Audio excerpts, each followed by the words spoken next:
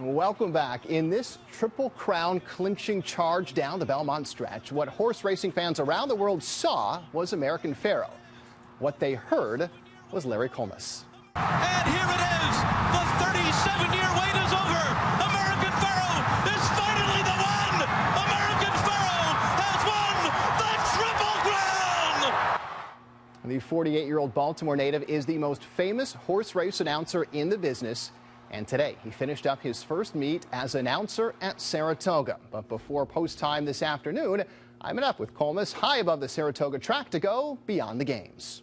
And we are on the Saratoga rooftop, and I'm joined by racecourse announcer Larry Collmus at the very last day of the meet. And too bad we haven't had any excitement over the last 40 days. Nah, it's been kind of boring, huh? Yeah, not a whole lot, and terrible weather, and right. it's just been rough my first year. But you know what? We braved through it. That's exactly right.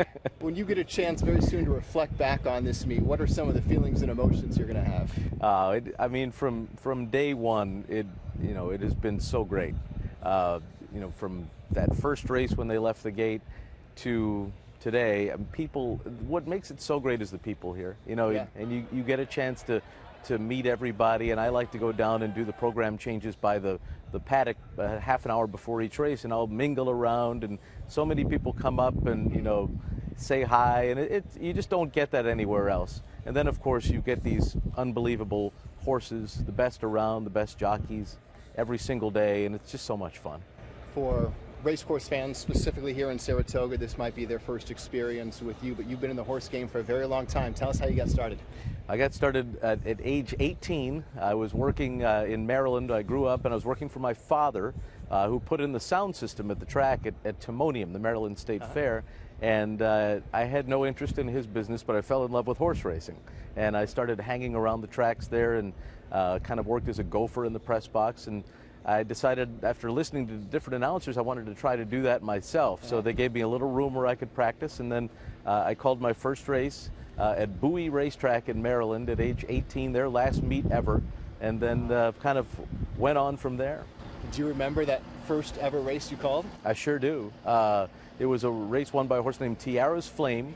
The trainer was King Leatherberry, who just got inducted into Racing's Hall of Fame this year. Wow. And in fact, when I called my first race as the regular NYRA announcer at Aqueduct, King Leatherberry won that race too this year. Is that right? And it was the only horse he's run in New York all year. So like he's my lucky charm. I guess so. Did you have the pipes all along, or did you have to work on developing the voice? No, I don't even know if I have a good voice now. I definitely didn't back then. I listened back to the early calls, like, oh God. But you think you're doing a good job. Right. But I think your voice just sort of develops over the years, and your style of race calling becomes your own. You're definitely you listen to different guys, and you probably, when you first start, you sound like the announcers you're listening to until you sort of become you. Yeah. When you were first, I guess, developing that style and working at it, what advice was given to you? What advice would you pass on to others that want to do this? When I first started, the advice that was given to me over and over is take your time, go as slow as you possibly can. When you think you're going too slow, go slower. And it really does help, because you try to run as fast as the horses do. But once you get into that rhythm and cadence, I think that really does help. But yeah, I think that was an important thing that I learned early. Other things are, wear a bunch of hats, be able to do a bunch of other things other than call races. And as I tell people, I said the most important thing is be nice to everybody, because that's that's just something in life in general. But it's important in this business too. There's no reason not to, and it goes a long way.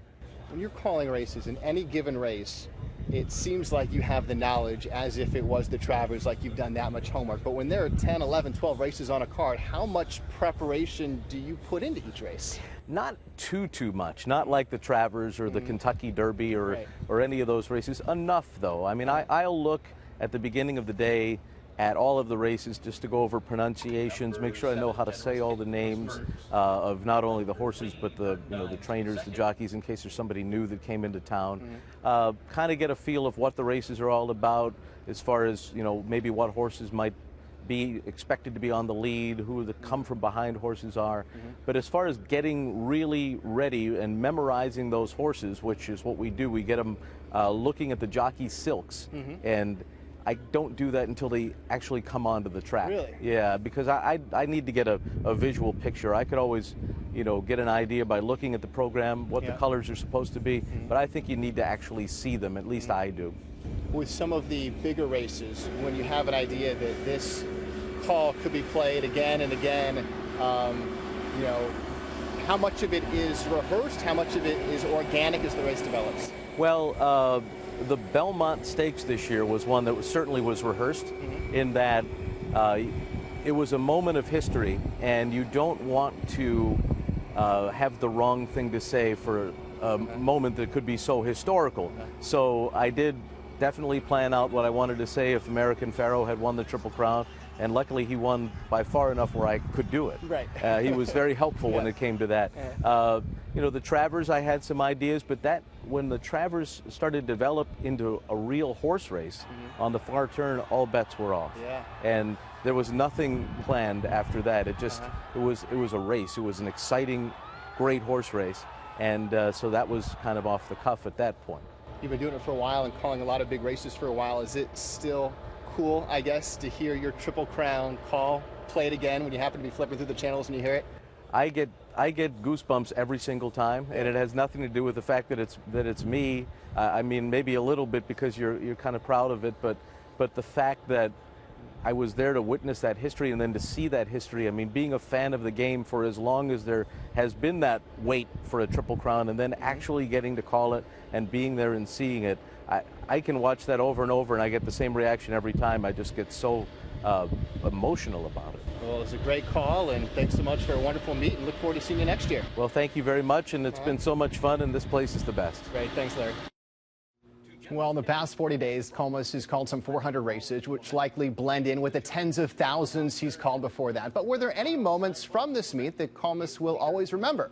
Actually, there were 5. So my top 5 race calls of the Saratoga meet, ones that I'll remember the most. Number 5 has to be the Spinaway, which was won by Rachel's Valentina, the daughter of Rachel Alexandra, who won it on the closing weekend at Saratoga in really impressive fashion. Rachel's Valentina and Tap to It are coming. Constellation.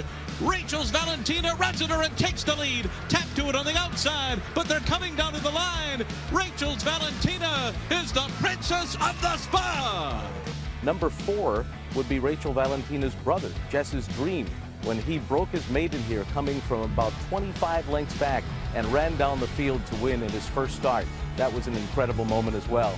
Jess's Dream on the far outside is coming. Jess's Dream from dead last. Is he gonna get up? Jess's Dream is a reality! Number 3 would have to be the first race of the meet, when all of us got together and said, and they're off at Saratoga as the horses left the starting gate. Never forget that one too. Number 2 has to be the Whitney, an unbelievable horse race. Liam's Map setting this grueling pace all the way down to the wire, and Honor Code just nailing him in the last jump. They're coming to the final 16. Liam's Map reaching for the wire. Honor Code running out of time. Liam's Map, here comes Honor Code. Here's the wire. Honor Code looked like he got him in the last stride. And number 1, of course, is the Travers. It's always number 1 here at Saratoga, and that was incredible. American Pharoah going for victory, puts away Frosted, who took it to him on the turn, but he couldn't put away Keen Ice as he ran him down in the last strides to win the Travers. On the far outside comes Keen Ice with a late threat. American Pharoah put away Frosted. He has to deal with Keen Ice. Keen Ice has got him. Keen Ice has won the Travers over American Pharoah. Those would be my top 5.